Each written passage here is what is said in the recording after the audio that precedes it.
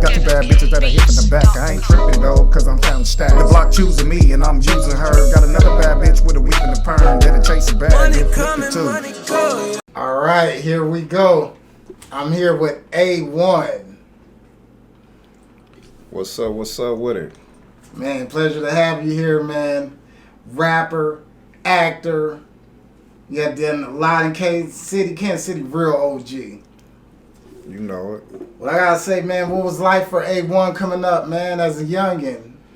Man, it was kind of rough coming up, you know what I'm saying? Staying in projects is, you know what I'm saying, and low income housing. Just living in poverty. What made you, what was your mind state living through poverty? What made you want to get out here and just become the person you are? Because living in poverty, just projects, it can be really tough, and it can affect the mental. What kind of made you want to just get out that situation and just become who you are right now? Basically, what made me want to do it because, you know, I got tired of, you know, wearing, you know, not name brand shoes and clothes like other kids, and you know what I'm saying, coming up poor, watching other people have nice things. So, you know, that made me want more. You know, besides me getting in the streets and doing other stuff illegally, risking my life for it. So, you know, when I had the chance to do something a little bit differently, I made that change myself. Can you explain some of the adversities you went through just living in the projects, going through it? What were some of your toughest moments you had to go through, some of your challenges trying to get by? Basically, I had so many, I'm trying to see where to start. But basically, sitting in the house with lights cut off, you know, watching your mama get beat on, you know what I'm saying? A father on drugs, and, you know, I didn't have no real childhood. I don't even know what that is. So I try to get in my kids what I didn't have, because I don't know nothing about the childhood. Right. And it's all about giving back to your kids and not having them grow up that same way you did. Right. Growing up and experiencing what you experienced, do you feel like it made you into the person who you are right now? It definitely made me, because I know I was facing all type of situations that could have got me locked up in prison for life, or could have got me killed. So, you know, it definitely made me the man that I am. So I'm still striving to be a better man than I was, you know what I'm saying, years ago. What was Kansas City like when you was growing up, coming from an adolescent, for an adolescent teen? I basically, Kansas City coming, it wasn't as bad as it was now. You know, shit, it's bad in our mug now, you know what I'm saying? It ain't nothing really too safe. I'm just gonna keep it real. You just gotta dodge shit, you know, stay low key, stay in your own lane, you know what I'm saying? Don't get caught up. It's a jungle up here. It sure is. Especially for out-of-towners. Right. So you said it's a lot worse now, huh? A lot worse. You ain't have as much killing as they did now. Back in the day when I grew up, you would have a fight and y'all be cool probably a couple of hours, a day or two later. Nowadays, your enemy is in grade school, and by the time you make it to middle school, they want to kill you. By the time you make it to high school, you probably will get killed. Right. Things have changed, man. I remember back in the day, man, we used to fight it out, right, talk it out, and we lived to fight another day. Right. And now it's just fucked up to the point where you don't fight anymore. It's, you know, it's killing. Yeah, they doing a lot of unnecessary killing. Unnecessary. If you ain't got to do no killing behind your kids or close family members, then, I mean, shit, it ain't even worth it, for real, though. Because if you do, I mean, if you just go jump in some shit you don't know about and get caught up, them same people that you thinking is your friends with them so-called close family members, They ain't gonna take care of your kids. They ain't gonna put no money on your books. They ain't gonna do none of that. They might answer your phone call the first 1 or 2 times. After that, the only person you might have in your corner is your mama. Maybe if you have a good daddy, a grandma or something, you know what I'm saying? But other than that, you ain't got nobody.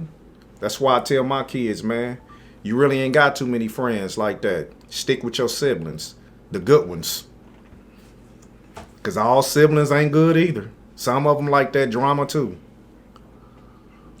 How important is loyalty in your eyes, whether it be relationships, friends, family? How important is loyalty, and how do you stand by loyalty? Loyalty means a lot to me. I'd rather have loyalty than love. If you can't love me, I'd rather have loyalty, because that lasts longer to me. You ain't even gotta like me. Just respect me and you stay loyal. You know what I'm saying? Because a motherfucker use the word love all the time and really don't mean it. Even in your family. You could have a family member or somebody to tell you they love you and really hate your guts. They only love you for the simple fact that that might be your cousin, brother or sister, but really they hate your guts. They don't really love you. They just say that because they your family. You know what I'm saying? So I stand by that loyalty word. Right. There's hidden envy within everything, especially when it comes to success, and especially if you carry yourself with confidence and respect. Right. You sure right.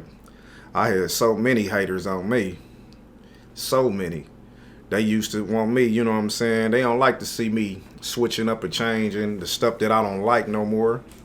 They want to see me doing the stuff that I used to do. So, you know what I'm saying? They can say some fucked up shit about me. But, you know, you can say what you want to say. I'm like Life Jennison. I did it all. You know what I'm saying? I did it. I ain't ashamed of nothing I did. I just overcame it. When you know better, you gonna do better. Exactly. Seems like you have a lot of wisdom. Did it all. To any younger generation on the street or anything like that, maybe you kind of misguided. What advice would you give them right now, you know, to the adolescent teen, 14, 15 years old, even 20 or 20, 35, you know, because a lot of people are still misguided even at an older age. Right. I probably would tell them, you know, if you got any hopes and dreams, I mean, you can do anything you put your mind to. Anything. Don't never let nobody tell you can't do it. I'm a type of person that'll encourage a whole nother person. If it's something you want to do, you can't say you ain't did it, you know what I'm saying, if you ain't tried it. And you can't say you tried it if you ain't never did it. You know what I'm saying? So anything you want to do, you got to put your mind to use, you know what I'm saying, and get it done. Exactly. Mind over matter. Mm-hmm. You sure do. Right. Well, the power of the mind controls everything. It controls the body. It controls the spirit. Right. And what you do, your actions, and how you show it, the way you speak, can travel, can help somebody. Yeah, you right. Yeah. That just like some people, you know, might be like that I enrolled myself back in school. Some people don't. You know what I'm saying? They might look at it, oh, well, he too old because I'm 44. Or they used to some of the stuff that I used to do back in the day. I'm still who I am. I'm still me. But if I don't try to do better, I can't leave my kids something that I ain't got. You know what I'm saying? Or, you know what I'm saying? I want my kids to remember me. At least my daddy tried. Or I left a mark on the world. You know what I'm saying? Something like that. They can't say they had a lazy daddy or, you know, or he didn't try to do nothing. But shit, I'm who I am. Shit, I didn't have no father to guide me. I was my own daddy in the streets. Right. Being a part of the streets, were there any mentors that you had that kind of guided you, to kind of help mold you into the way that you are today? Or what type of mentors did you have? Or was it just you having to just learn and pick up for yourself?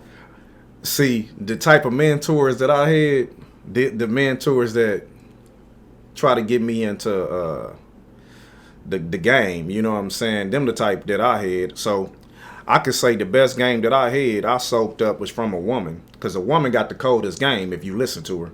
A woman got the coldest game. Niggas think they got the game. Nah, that woman got the coldest game. You know what I'm saying? So if you listen to a good, smart woman with wisdom, you gonna learn a lot from her. I promise you that. Anything that I'm doing right now came from a woman. Only thing man ever taught me was how to sell crack, how to sell weed, different type of drugs, and other illegal shit, and then tell me how to survive in prison or jail. A woman gave me the game how to survive, you know what I'm saying, and struggle and get through it. So that's two different lanes.